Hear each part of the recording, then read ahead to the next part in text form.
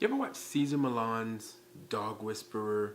And on his show, he has this one dog, Daddy, whose main responsibility was where if he was a little bit iffy about a certain dog, he'll bring out Daddy, and Daddy will come in and get that dog right before Caesar comes in and starts the actual training process. Daddy will kind of come in and say, hey, new dog, tighten up. This is basically that light.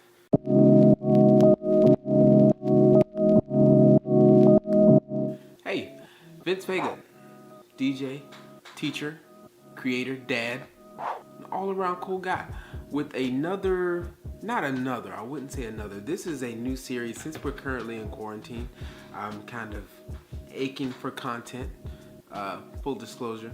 And so what I decided to do was something that I haven't done in a very long time and that I need to do.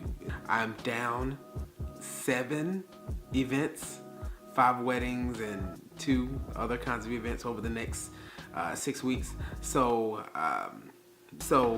what I'm gonna do over this time is just take a moment to look at some of my gear, all in less than 5 minutes. And I think when it comes to lights, you know that I don't do reviews. Reviews to me give the wrong idea about the capability of a product, because you're basically just listing off what it's capable of doing. You're saying how much you like it, but I think it helps more for me personally, as a person who likes to read a lot of reviews, to get a good sense of what this product is like compared to the product I have or the product that might be known as the best on the market. So that's what I'm gonna do in context for all the lights that you are about to see. It's a what's in my gig bag, and the main light that I want to review today is gonna be a quick review.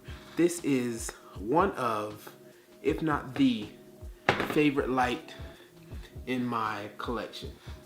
This is the Chauvet EZpar 56. Pretty much a great all-around strong light. Now, this is also a power-free light, so I don't have to plug this in. I can pretty much take this to go if need be, completely battery powered, so I don't have to wire it in order for it to work, which saves me the time of having to run cables.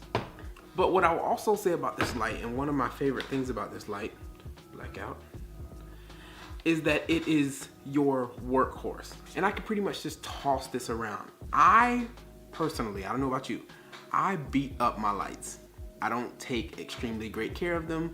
I don't wash them down. When it's time for me to go, I put everything in my bag. I think, what is the most economical way to use lights for my style, which I call run and gun.